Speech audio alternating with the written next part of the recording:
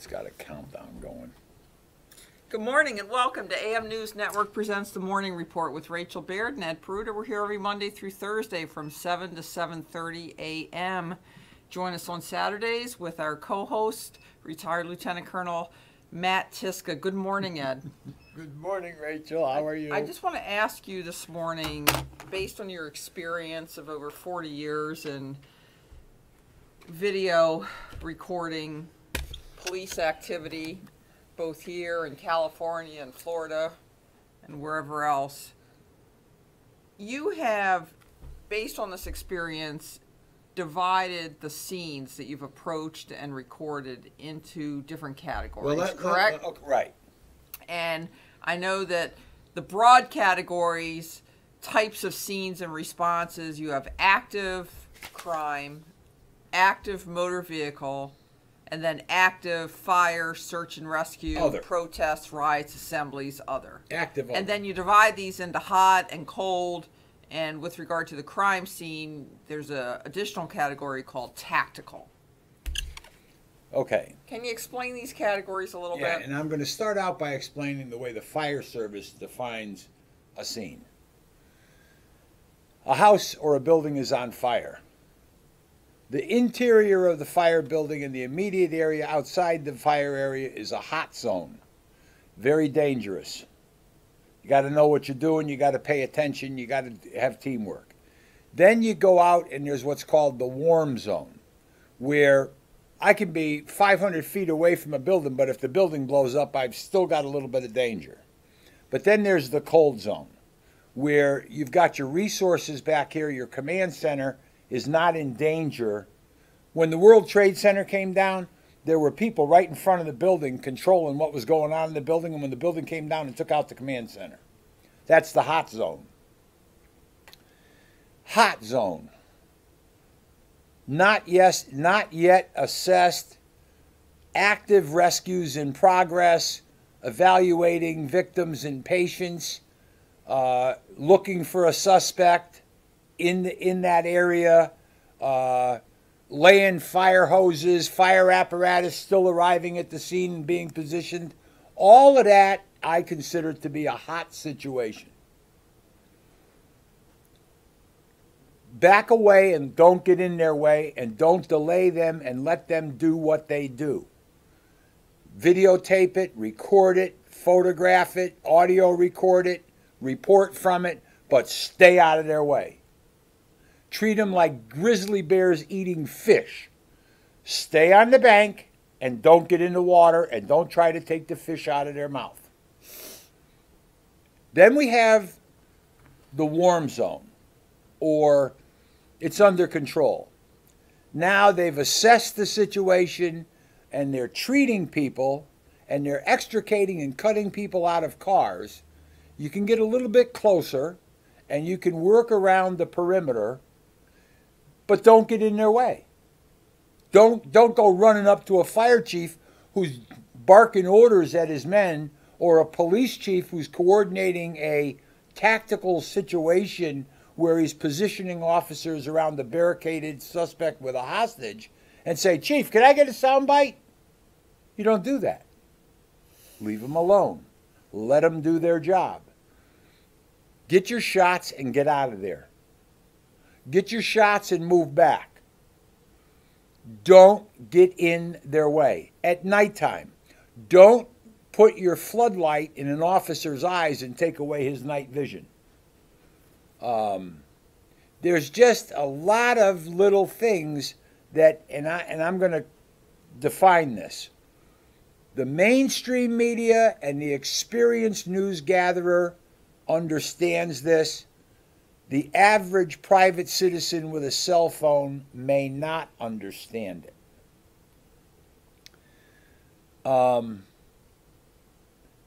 There was a situation on Gilbert Avenue in Rock Hill on Father's Day morning, and there's 2 fatalities in a car, and it's less than a mile's drive from my house, out the driveway, up the road, take a right, down the road, and the accident's right there.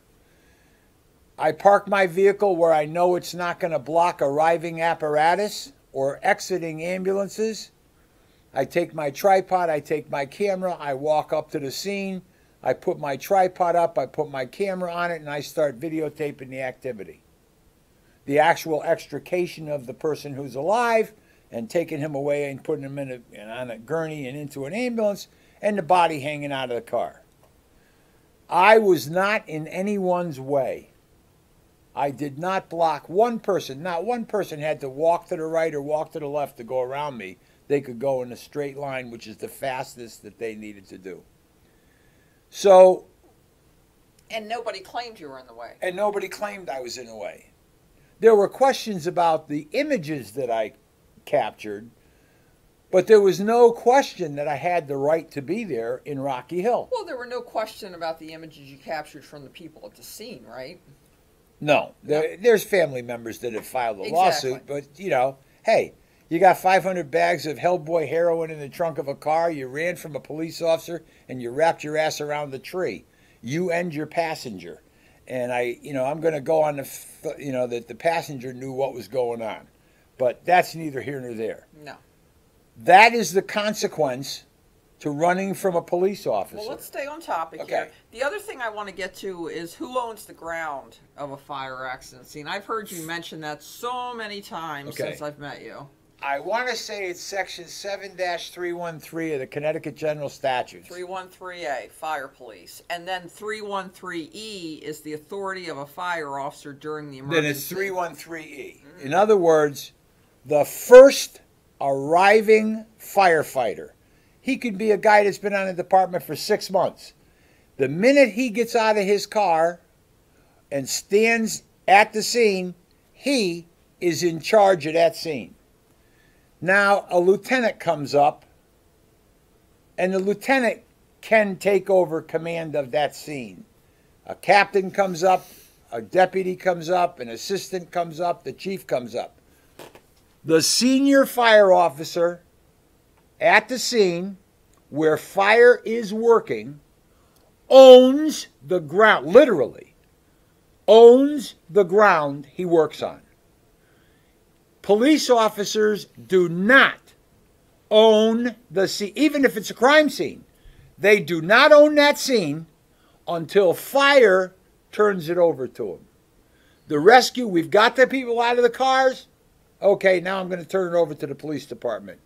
The fire has been suppressed. Now I'm going to turn it over to the police department.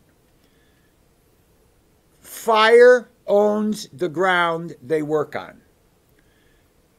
I actually saw a fire chief in Rocky Hill tell a state trooper, when the state trooper said, hurry up and get this vehicle out so we can open up the highway. He said, go down there and stop traffic and get off my fire ground or I'll have you arrested. Chief Harry Kelly, Rocky Hill Fire Department, I-91 South years ago, told the state trooper, you don't get out of my scene, I will have you arrested. Now, there's a reason for that, but I'm not going to go into it. Fire owns the ground. Police come back to the nearest intersection, divert traffic, may in fact stop some people from coming down to the scene, depending on where they are. A scene is defined as a debris field or an evidence field. Two cars collide, debris flies, it's evidence of the accident, a headlight, a shoe, a pair of glasses, a grocery bag, a can of tuna fish that flew out of a bag of a pedestrian being hit. Where it lands on the ground, that's a debris field, that's an evidence field. You tape it off and you say, this is a crime scene. But you can't put a tape at the Massachusetts border on I-91 because you have a traffic accident on exit 24 in Rocky Hill on I-91. You can't do it. You can't say to everybody, sorry, but you can't go forward because we have an accident 30 miles down the road. So at some point in time, Rachel, you have to be able to assess, where does the authority of the fire chief extend to? Where does the authority of law enforcement extend to? Because it's not infinite. It doesn't go to wherever I want it to go. And then the public has the right to approach, but they don't have the right to approach right up to the scene if there's a debris field or an evidence field that the police are protecting. Somewhere there's give and take. Now, I know that you've got the video of a police sergeant picking up my camera and tripod and walking away with it. That's not supposed to happen. It's a training moment. You know that I didn't have anybody pick up my camera and tripod and walk away with it in Rocky Hill. You've seen, because you've been with me when you've actually witnessed the things that a camera person deals with when they show up at the scene. Hartford, 19 people can be watching from a tape. The minute the camera's seen, everybody has to move back. The camera is not the enemy. But you will, what I try to do is this. If you think of a scene where public safety is working, hot, warm, cold, tactical situation or a search. I went to a search in Rocky Hill the other night where they were looking for a suspect. I used to be a Wethersfield policeman, so I knew the sergeant that was on duty, son of the sergeant that I had. And he didn't have to tell me, but he did. Ed, don't go any further. We have a dog on a track. Now, the dog is trying to smell the scent of the suspect. They don't want any other smells confusing the dog. So they don't want you walking all over the place. So when you approach, stand where you're asked to stand. But I wasn't told that I had to leave. I wasn't told to go sit in my car. I wasn't told to go around the building. Charlottesville, Virginia, this weekend. God, I've seen the video that's up on the internet, and it appears to me that this media is using privately captured video on cell phones. You know, people have their cell phones, and if you look at the people that are being recorded, people have their cell phones up recording. There's probably 100 different video versions from different angles of this incident. Every one of those videos can be used by law enforcement to assess, evaluate, and figure out exactly what was going on and what happened.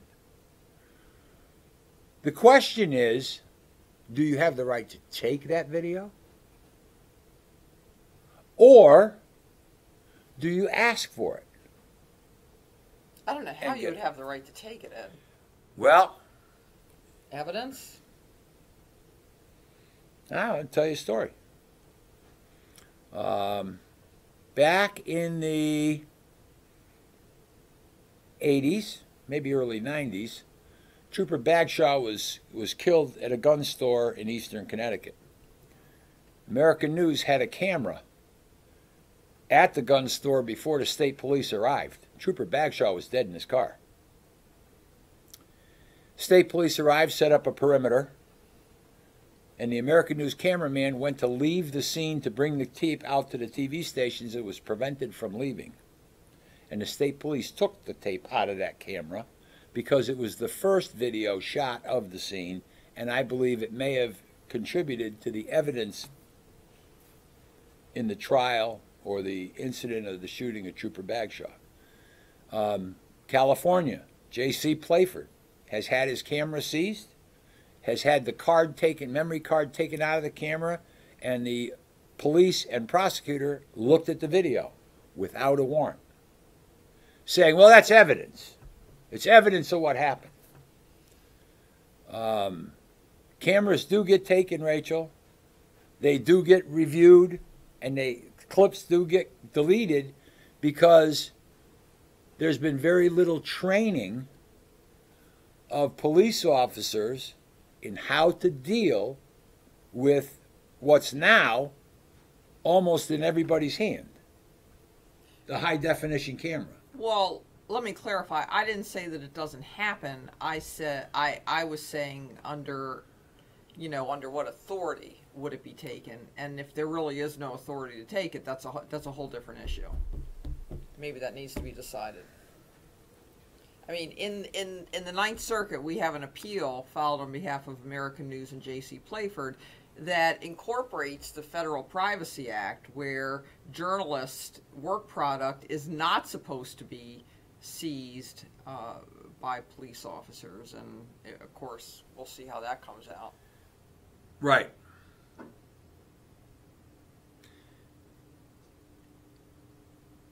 There are a lot of people now with, I'll tell you, this is my cell phone. This device in 2017 has more video quality and ability than the VHS, SVHS, beta cameras that were being used by private citizens and the media in the 80s and 90s.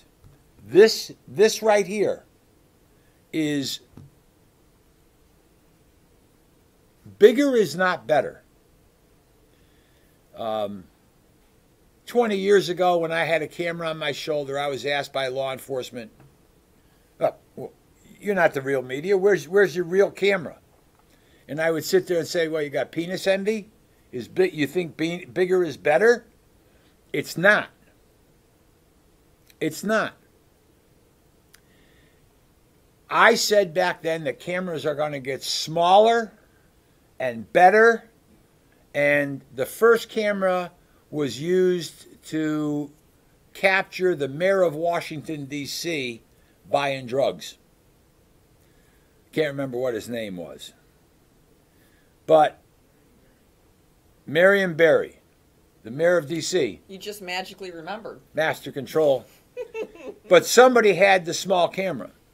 In the first Gulf War, the news media gave consumer, prosumer type cameras to their videographers that were embedded because they were throwaway cameras. You get some sand in it, throw away, get another one. Get some sand in it, throw it away, get another one. Smaller cameras have resulted in this. Everybody today, with an app called Stringer, STRINGR.com, can potentially shoot the news, upload the video. And there are other apps. There are. Besides Stringer. We don't just want to focus on that. I just haven't paid attention to a lot of them because I have in my phone speed dial to the CNN national desk, the NBC national desk, the local media, the San Diego media. They're all on speed dial in my phone. And I know when I've got a national story. So all I'm saying is, and this goes back to what you were saying, it's a matter of everybody knowing what their job is. I put together a list of reasons why citizens, the media, journalists, everybody with a cell phone, whatever you want to call them, records police activity. and I included public service, contribute to the narrative, self-protection, profit, accountability and trust, and assist in criminal investigations and civil litigation. And the last one, especially, I had in mind a story you've told me a number of times about when you recorded an accident. Newington, Connecticut. And, well, go ahead. Take it from there, then. There was a nighttime accident in Newington, Connecticut. A very young operator of a vehicle was involved in a fatal motor vehicle accident where his vehicle struck another vehicle and there was a fatality in the other vehicle. He was arrested and charged with that fatality. And I had arrived on the scene. I had videotaped the scene. I had taken the tape to the local media. The local media had played the tape of the accident as a news event. And the 16-year-old's mother, I found out later, was very upset that that video had been on TV of her son's accident. She was just not happy at all.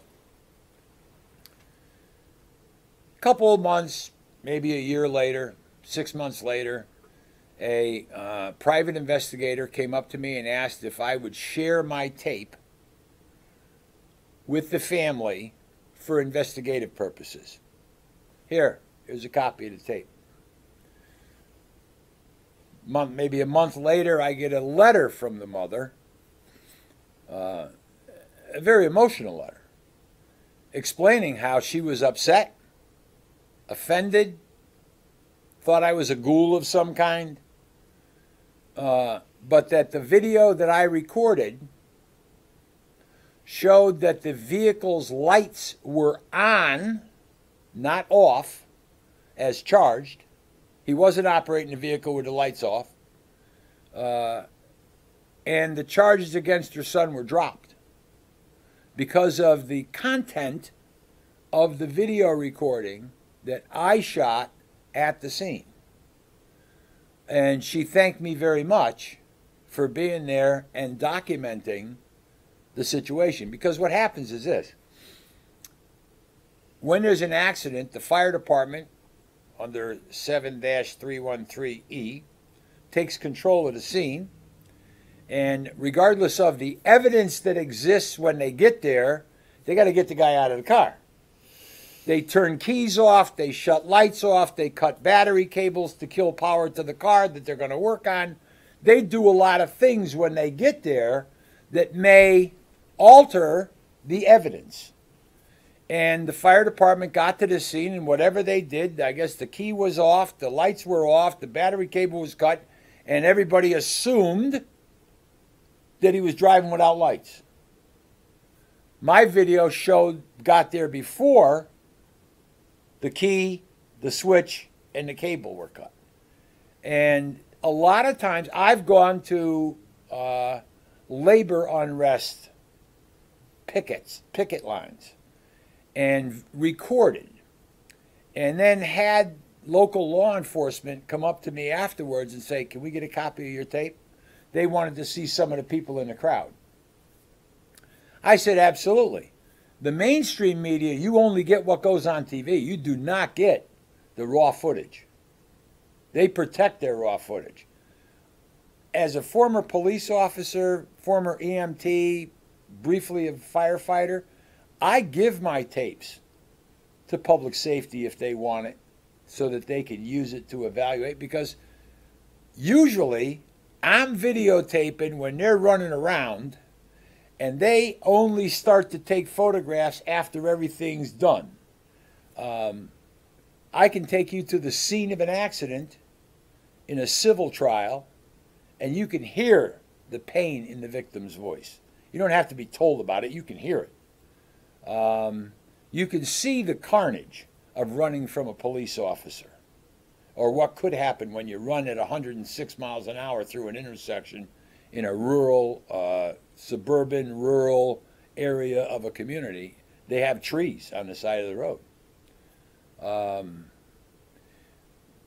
And I'm hesitant to say, I know people that won't give up their video, but I think that if law enforcement or fire or EMS came up to people with cameras and got their name and said, could I contact you later to possibly get a copy of your tape? I'm sure that the people would say absolutely, to assist law enforcement. Now, if you've recorded police conducting themselves improperly and they come up and ask for your tape, you may want to say, not right now. Well, provide a copy. If it's a copy, yeah. But, interesting question, though. If in many circuits now, it's been deemed a First Amendment right to record police activity of a public nature. But if you're recording activity of a public nature, what right do the police and the public then have to that recording of the activity? It's mine. You want to get your own. It's mine. But having said that, I do share my video. And, you know, it's probably, I've got an advantage. The years of experience that I have, and other people are going to get this experience, as I'm walking up to a scene and public safety doesn't know I'm coming, I start looking for all of the justification for videotaping. Are there private citizens where I'm going? Are they recording where I'm going? Are they free to walk around where I'm going? And when I go and stand with them and told that I have to move, I've already documented the fact that I have the right to be there. Because I expect when I walk up to a scene, every public safety scene, to be confronted, detained, questioned, and sometimes told to leave. And there's times that my feet just don't move. And with that, we are going to conclude our Monday morning report. Please join us tomorrow, and everybody have a great beginning of the week.